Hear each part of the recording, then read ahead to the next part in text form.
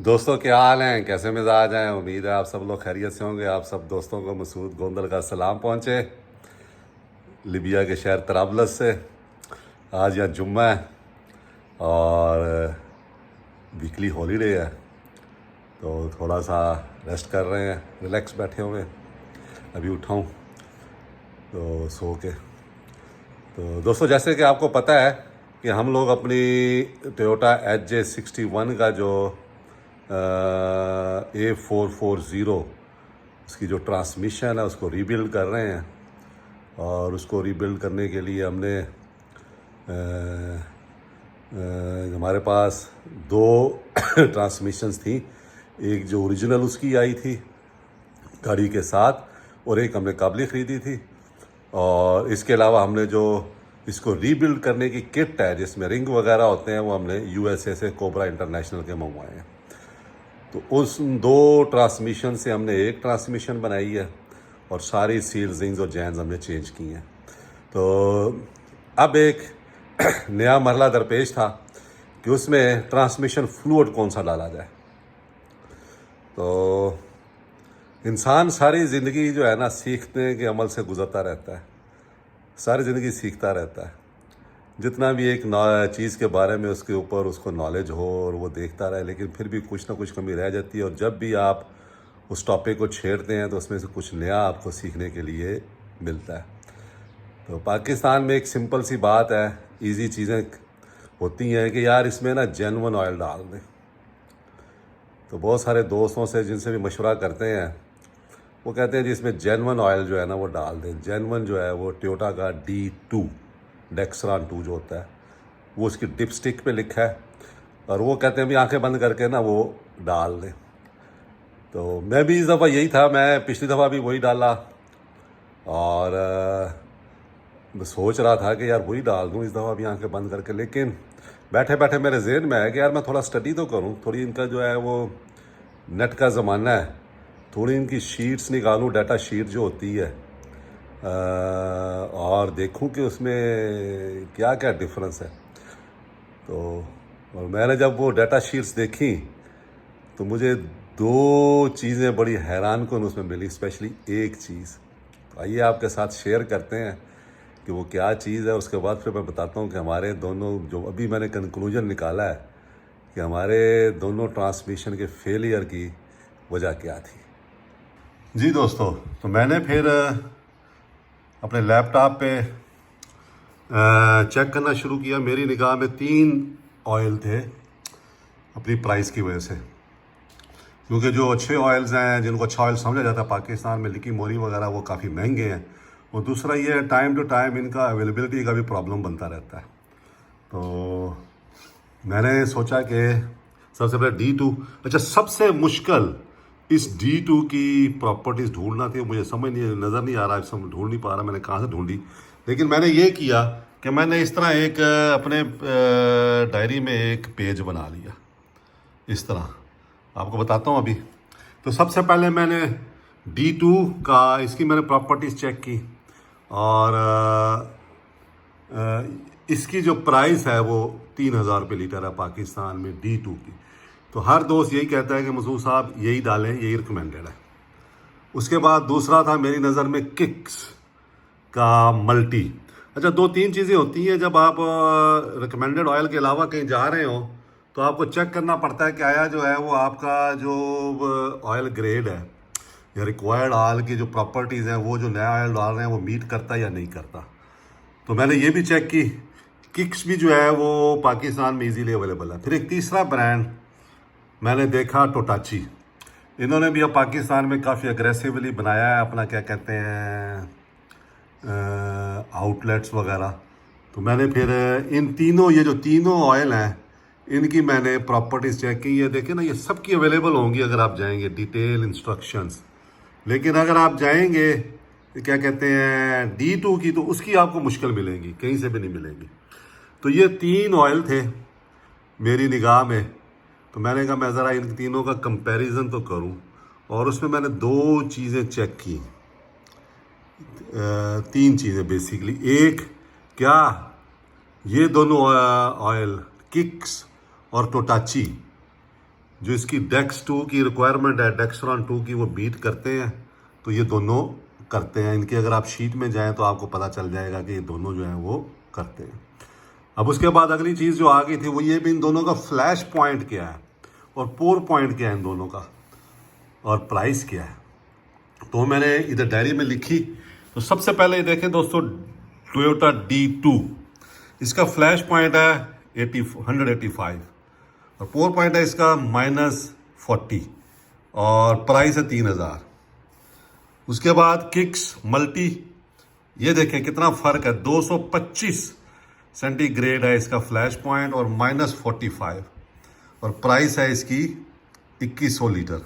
उसके बाद आ गया टोटाची, तो इसका जो फ्लैश पॉइंट है वो 228 है और पोर पॉइंट जो है वो -49 है और ये 2750 है। ये जो टोटाची है ये मेड इन जापान है, जापान से असम्बल होके आ रहा है। Kicks made in Korea, Korea से असम्बल हो रहा है। ये टोयोटा D2, इसका लिखा हुआ तो ऊपर टोयोटा है, लेकिन ये समझ नहीं आती कि ओरिजिनल है या नंबर 2 है। कुछ लोग कहते हैं कि चाइना का भी मिल रहा है सेम टू सेम पैकिंग में। तो ये तीनों जब मैंने चीज़ें देखी तो ये मुझे सबसे अच्छा लगा, टोटाची, जिसका फ्लैश पॉइंट 228 है और पोर पॉइंट -49 है। अच्छा, फिर मैं दोबारा को दिखा देता हूँ। ये इसमें दो हैं ये मल्टी, एक HV है और एक LV है। तो मैंने HV चूज़ किया क्योंकि जो HV है ये जो है वो, ये देखें, गियर बॉक्स ऑफ 3, 4 और 5 स्पीड। तो ये उसको, मेरी जो मीट है रिक्वायरमेंट, उसको मीट करता है और इसलिए फिर मैंने सोचा कि मैं ये जो है ना वो ख़रीद लूँ। और ये इसके अंदर सारा उन्होंने डिटेल्स दी हुई हैं भी किस किस को ये मीट करता है और आप किस किस को इसमें यूज़ कर सकते हैं। डिटेल जो है वो यहाँ पे इनका जो है ना 2 पेज का ये है। ये देखें फुली, एक तो ये फुली सिंथेटिक है। जो टोयोटा हाइड्रोलिक ट्रांसमिशन का गुरु है ऑस्ट्रेलियन रोडनी, वो भी यही कहता है कि फुली सिंथेटिक ऑयल जो है ना वो इस्तेमाल करें। तो ये इसमें अगर आप देखेंगे तो सारी डिटेल जो है ना इन्होंने दी। अच्छा, D2 की ये डिटेल नहीं मिलती कहीं से भी, आप अगर ढूंढें बहुत मुश्किल से आपको मिलेगी, बहुत सर्च करना पड़ेगा। तो ये मैंने कंपैरिजन किया और उसके बाद एक मेरे जहन में एक बात आई, वो भी मैं अब आपसे शेयर करता हूँ। वो बात मेरे जहन में ये आई कि हमारी जो पहली ट्रांसमिशन थी उसके ज़िम्मे टोयोटा D चढ़ गया। 185 उसका फ्लैश पॉइंट है और उसके साथ उस वक्त हमने कूलर भी नहीं लगाया हुआ था, ट्रांसमिशन कूलर भी। तो वो जब गर्म हुआ, अच्छा, और मुझे समझ ऐसे आता है कि जब हम लेके आए अपनी गाड़ी को, ख़रीद के लाए, तो हमने गियर में डाला था एक सऊदी ऑयल ताकि गियर के अंदर से सारा साफ हो जाए। उसको डालने के बाद फिर हमने डाला था लिक्की मोली। लिक्की मोली उस टाइम सस्ता था, 1800 या 2000 रुपये का लीटर था। तो हमने लिक्की मोली डाला और उस लिक्की मोली में कभी मेरी गाड़ी हीट नहीं हुई। ये जहन में रखने वाली बात है, गाड़ी नहीं हीट, यानी ट्रांसमिशन कभी हीट नहीं हुई मेरी। अच्छा, उसके बाद वो 2 साल निकाले उस ऑयल ने। खैर मैं ट्रैवल तो इतना ज़्यादा नहीं किया, लेकिन ये है कि फिर भी उसके ऊपर मैं बड़ा घूमा। मैंने कश्मीर सारा किया उसके ऊपर, नूरी टॉप क्रॉस किया उसके ऊपर, फैमिली को लेके मैं खुंजराब गया, चित्राल गया, देवसाई से वापस चित्राल साइड से आया, स्टोर ये वो, फिर बबून टॉप किया उसके ऊपर। वो फिर तकरीबन 1.5-2 साल बाद जब एक दिन उसने गाड़ी गियर लगाना बंद किया तो हमने कहा इसको अब चेंज करना चाहिए। तो अमूमी तौर पे तो ये जितने भी मैन्युफैक्चरर हैं ये कहते हैं जी 50,000 किलोमीटर से ऊपर करें, लेकिन हमारी जो गाड़ियाँ हैं जो ज़्यादा ऑफ रोडिंग करती हैं उसमें कम है। तो वो खैर वो हमने जब चेंज किया तो मैंने मशवरा किया, सब ने कहा जी D2 डाल दें। उस वक्त मैंने प्रॉपर्टीज़ चेक नहीं की, ये मुझसे मिस्टेक हुई। और वो हमने डालने के बाद जब मैं लॉन्ग रूट पे निकला तो मुल्तान से दुनियापुर से झंग पहुँचते पहुँचते मोटरवे पे उसने जो है वो लाइट जला दी, भाई ट्रांसमिशन फ्लूइड जो है वो गर्म हो गया। मैंने उसके ऊपर इधर उधर से चेक किया दोस्तों से, तो सब ने कहा मसूद साहब हो सकता है, मैंने नेट भी चेक किया, हो सकता है जो उसका सेंसर है ट्रांसमिशन वाला वो गेज जो है वो ख़राब हो गया।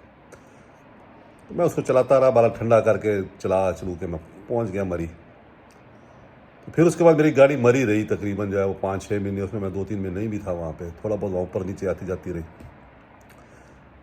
तो फिर वो उसने चलना बंद कर दिया। तो वो D2 जो था, जिसका 185 सेंटीग्रेड फ्लैश पॉइंट है, उसने उसकी तबाही फेर दी। उसके अंदर जो सील्स थी और रिंग्स थे वो उसने बर्बाद कर दी और वो गियर ट्रांसमिशन ख़राब हो गया। अच्छा, अब जब हमने काबली लिया तो इस काबली में पहले ही कुछ प्रॉब्लम्स थे। एक प्रॉब्लम तो ये था, इसका गवर्नर ख़राब था। दूसरा ये था कि इसकी जो वॉल बॉडी है वो भी ख़राब थी, चेंज की हुई थी। खैर, हमें गवर्नर का तो पता नहीं चला, वॉल बॉडी का उस टाइम हमें पता चला, तो वो हमने सेट कर ली। जिनसे गियर मंगवाया था उन्होंने दूसरी भेज दी वॉल बॉडी, वो हमने लगा के फिर D2 डाल दिया दोस्तों के मशवरों पे या नेट से इधर उधर से पढ़ा के वो जो है वो D2 डाल दिया। और D2 वहाँ जब उस्ताद जायद डालता है तो वो चेक करता है जाके 20-30 किलोमीटर वो सही चलता होगा, तब उसको सब गड्डी ज़बरदस्त है, ले जाओ। तो फिर जनाब मैं उसको चलाया जब मैंने अपनी फैमिली के साथ, इस दफ़ा भी अगस्त में गया हूँ जब मैं तो ये फैसलाबाद से पहले एक नया आया है अटक का पंप, वहाँ पे इसने जाके जो है ना लाइट जला दी, फिर ट्रांसमिशन जो है फ्लूइड गर्म हो गया। हो, मैंने कहा ये क्या हो गया, समझ ना आए। साजाय से मशवरा किया, वो कहता मसूद साहब ऐसी तो कोई चीज़ नहीं है अब जो ख़राब हो उसमें। बहरहाल फैमिली पूरी साथ थी, वहाँ से वापस आना भी मुश्किल था। मैंने कहा चलो आगे चलते हैं। बहरहाल उसको खड़ा कर करके मैं ले गया।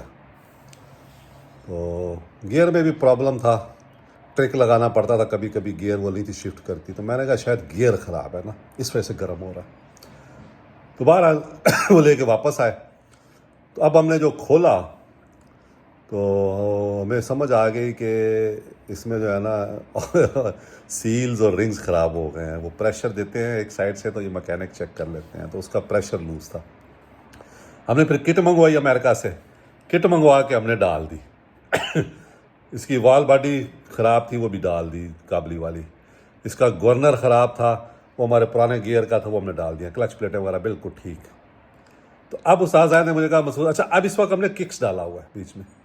लास्ट टाइम मैं किक्स लेके दे के आया था, मैंने कहा D2 नहीं डालना, किक्स डालना। ऐसे ही मैंने कहा, एक दो दोस्तों से मशवरा किया तो उन्होंने कहा मसूद साहब किक्स डालें। अच्छा, प्रॉपर्टीज़ मैंने फिर भी नहीं चेक की, हालांकि मैं बड़ा वहमी हूँ, मैं चीज़ें चेक करता रहता हूँ, लेकिन मैंने नहीं चेक की। तो किक्स डाला हुआ है इस वक्त उसमें, लेकिन वो चूँकि